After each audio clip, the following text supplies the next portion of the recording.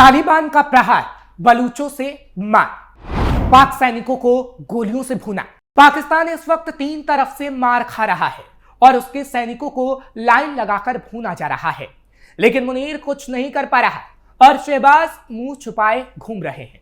और अब तो पाकिस्तान की आवाम भी मुनीर की वर्दी उतारने पर उतारू है, क्योंकि मुनीर ने ट्रंप की जी हजूरी के अलावा अगर कुछ किया होता तो आज पाकिस्तान के सैनिक गोलियों से ना भूने जा रहे होते और पाकिस्तानी आवाम भूख से ना तड़प रही होती, जिसका कच्चा चिट्ठा अब खुल चुका है। नमस्कार, कैपिटल टीवी का खास शो कच्चा चिट्ठा देख रहे हैं आप। मैं हूं आपके साथ हर्ष भारद्वाज। पाकिस्तान का प्रोपेगेंडा वॉर चारों खाने चित हो गया है। पाकिस्तान ने तालिबान और बलूचिस्तान को बार बार इस्लामिक उम्मा की दुहाई देकर इन्हें अपने पाले में लाने की कोशिश की, लेकिन हर बार उसका एजेंडा नाकाम रहा।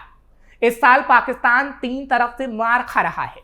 तीनों तरफ से पाकिस्तानी सैनिकों की कब्र बनाई जा रही है और अपनी हरकतों से पाकिस्तान तीन तरफा युद्ध की स्थिति पैदा कर चुका है। पाकिस्तान का पूरब में भारत के साथ तनाव है।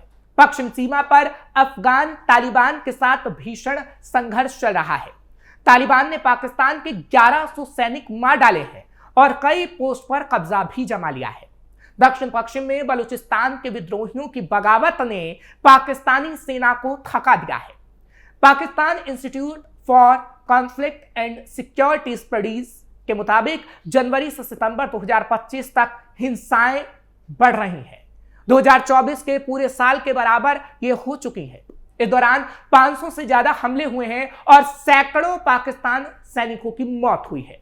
ग्लोबल टेररिज्म इंडेक्स 2025 में भी पाकिस्तान दूसरे नंबर पर पहुंच गया है। पाकिस्तान का यह युद्ध त्रिकोण न केवल पाकिस्तान की सुरक्षा नीति को हिला रहा है, बल्कि उसके आंतरिक राजनीतिक संतुलन को भी बुरी तरह प्रभावित कर रहा है। तालिबान के साथ अदावत, बुरा फंसा पाकिस्तान। 2021 में अफगानिस्तान में तालिबान की सरकार बनने के बाद पाकिस्तान ने उम्मीद की थी कि ये उसके रणनीतिक गहराई के सिद्धांत को मजबूत करेगा। 2021 में तालिबान ने जब अफगानिस्तान की सत्ता पर कब्जा किया, पाकिस्तान ने अपने बिरादरों का स्वागत किया। पाकिस्तान को लगा कि जिन मुजाहिदीनों की मदद कर उसने अफगानिस्तान में तालिबान को खड़ा किया था, अब तो वही तालिबान सत्ता में है, लिहाजा दोनों की खूब जमेगी। लेकिन स्थिति इसके उलट हो गई। तालिबान तो पाकिस्तान अफगानिस्तान की सीमा निर्धारित करने वाले डुरुंड लाइन को ही नहीं मानता है।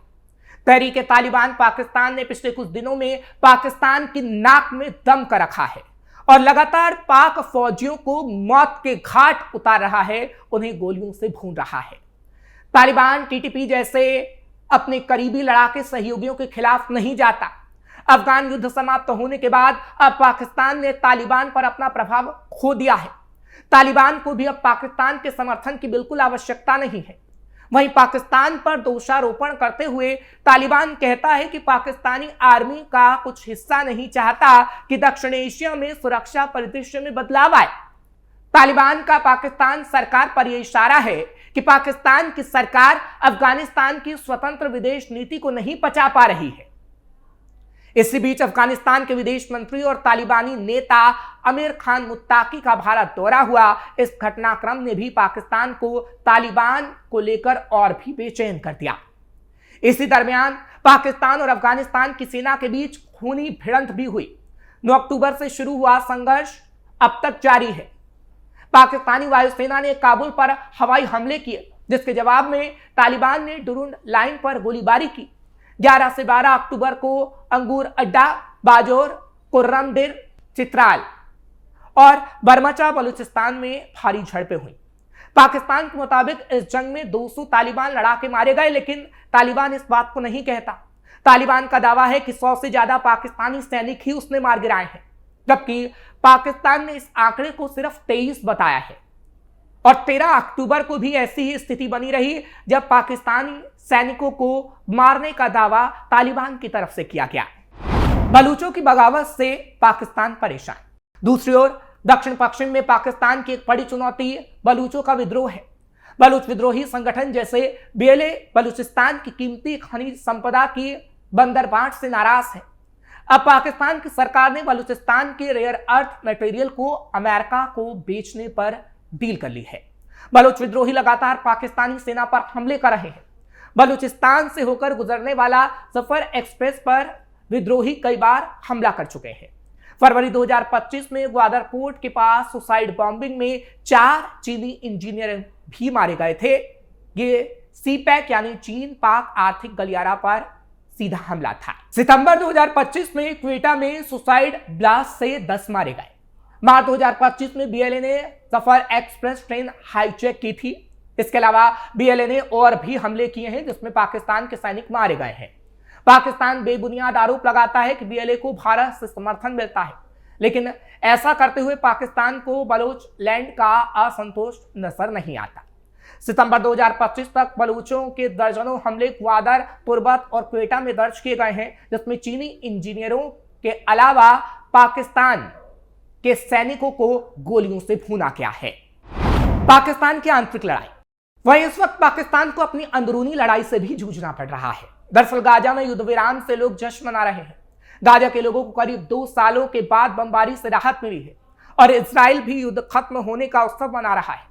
लेकिन जिन पाकिस्तानियों को गाजा से कोई मतलब नहीं है, वो इस युद्ध विराम के खिलाफ प्रदर्शन कर रहे हैं और अपने ही देश को फूंक रहे हैं, जिसकी तस्वीरें सामने आई हैं। पाकिस्तान की कट्टरपंथी पार्टी तहरीक लब्बैक यानी टीएलपी ने भारी खून खराबा करना शुरू कर दिया है और पाकिस्तान की सड़कों पर भयानक हिंसा की जा रही है। लाहौर में सैकड़ों गाड़ियों को जला दिया गया और सड़कों पर जमकर हिंसा की गई।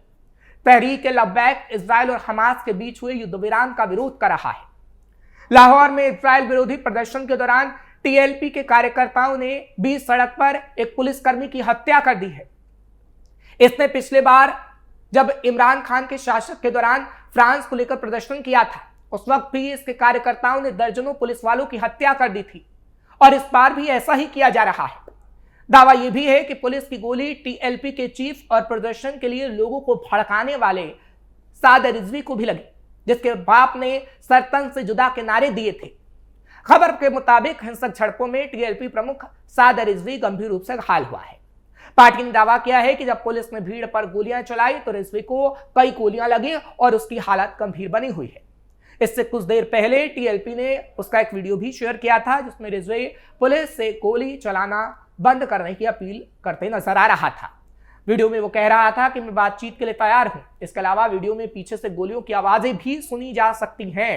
सोशल मीडिया पर वायरल एक और क्लिप में जले हुए वाहन, ट्रक में सवार घायल प्रदर्शनकारी देखे जा सकते हैं।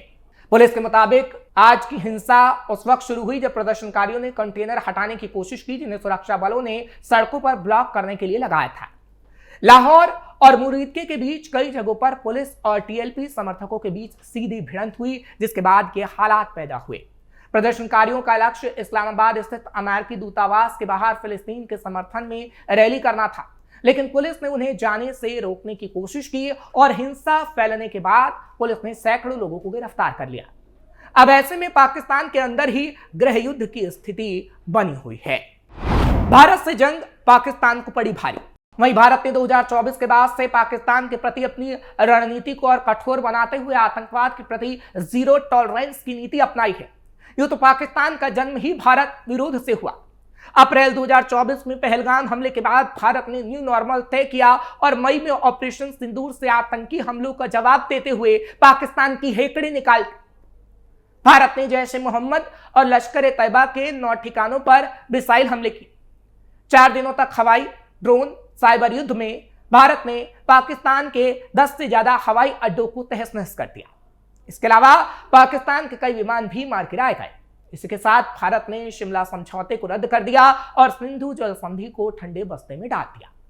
भारत ने साफ कर दिया कि अब आतंकवाद की कोई भी कार्रवाई एक्ट ऑफ वॉर मानी जाएगी और भारत उसी हिसाब से इसका जवाब देगा। भारत ने पाकिस्तान को स्पष्ट कहा है कि अगर इस बार पाकिस्तान ने गलती की तो भारत ऐसी कार्रवाई करेगा कि पाकिस्तान को सोचना पड़ेगा कि उसे इतिहास और भूगोल में रहना है या फिर नहीं।